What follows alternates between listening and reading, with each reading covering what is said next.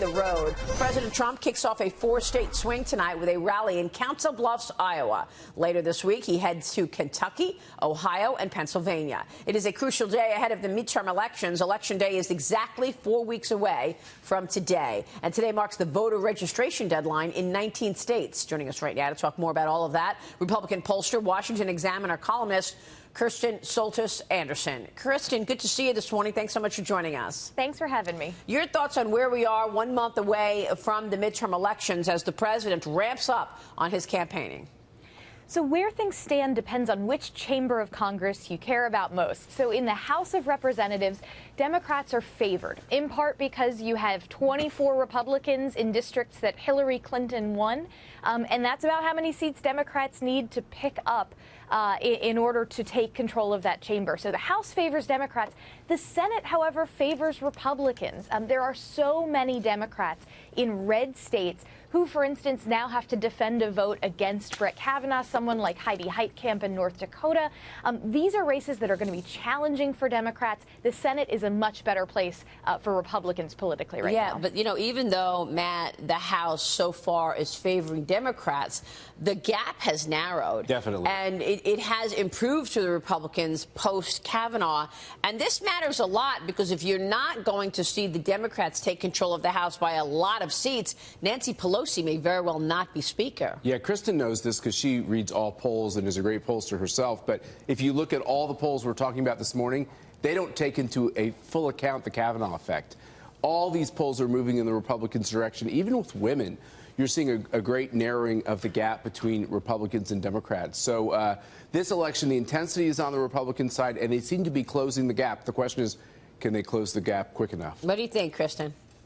I think that for Republicans, I actually disagree with Matt a little bit. I'm a little worried that the Kavanaugh story for many of these House members will be challenging with female voters, but it depends on what district you're in. Again, if this is a district that Hillary Clinton won, you have a lot of sort of college-educated women. I'm seeing in polls that they're not responding quite as well to the story, but it's not all of them. Again, it depends district by district, which is what makes the House story so complex. Hey, Kristen, it's Lindsay Bell here. I just actually have a question about the independents. There was a recent CNN poll showing how the independent voters really are upset about how the Kavanaugh situation played out. So who does it benefit? That's the question, is where are they going to vote? Are they going to vote Republican or Democrat in the midterms? Yeah, so when it comes to independent voters, it's interesting. They lean slightly against confirming Kavanaugh, but they also overwhelmingly believe that both parties did not handle themselves well in the process and that Kavanaugh himself was treated very unfairly. So I actually think in some ways with independents, it's a little bit of a wash. I think for them, issues like the economy are going to be a bigger driver. Where the Kavanaugh issue is really a big deal is with the party's bases, that's where the Supreme Court tends to be such a motivating issue. And to the extent that this has fired up Republican voters, the enthusiasm gap is the sort of thing that I'm interested in seeing. Did Republicans close it with this Kavanaugh nomination and now confirmation? I think there's a chance that that will be a benefit, again, especially in those Senate races, red states with incumbent Democrats. With the sleazy tactics and the underhanded nature of what the Democrats did in the Kavanaugh hearings and the nomination, it actually has done something that the Republicans couldn't do, that tax cuts, that a really great economy, that even a strong trade policy from the White House. There was this sense of, I think that the guy that Connell McShane interviewed yesterday, sense of apathy, that it's, oh, the economy's good, I'm not worried about my job, I have no reason to get off my butt and go and vote in the midterms. Now they are. But now they are, because they see that the Democrats are willing to even use a woman as a battering ram for political gain.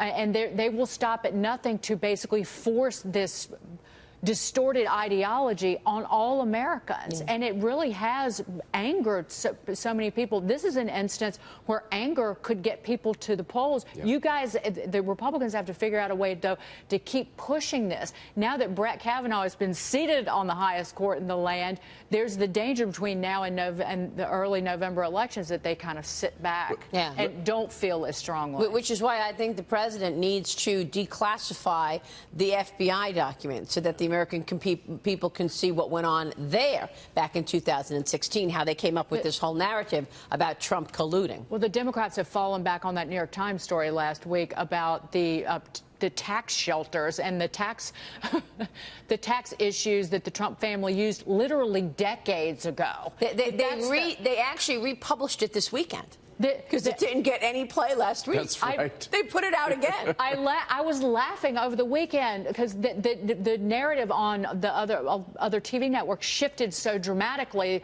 after the Brett Kavanaugh confirmation vote that they started leaning on that. And all I could think about was this happened decades ago, and guess who's still the president of the United States? Yeah. He's not going anywhere. It was funny to see them redo it. It's like a retweet. And push it out again. They just didn't get enough attention. Let's push it out again. Can I speak to this enthusiasm question? Yeah. Actually, I'm not worried that Justice Kavanaugh was sworn in last night. Now that issue fades away. I think this was a searing experience for the American people, and they know there's another one coming.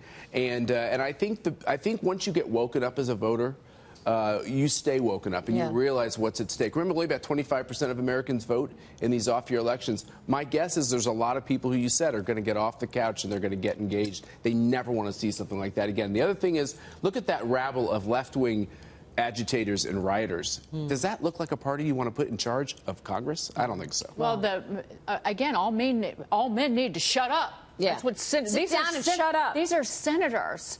These are people, Blumenthal lecturing people about credibility. No. Well, what about the doxer, who we were told was an intern, who put all of the information, personal information of Senators Lindsey Graham, Mike Lee, and Orrin Hatch on the Internet? He was arrested, but he used to work for Barbara Boxer.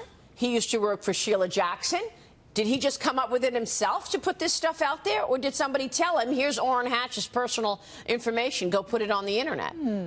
We'll be watching that one.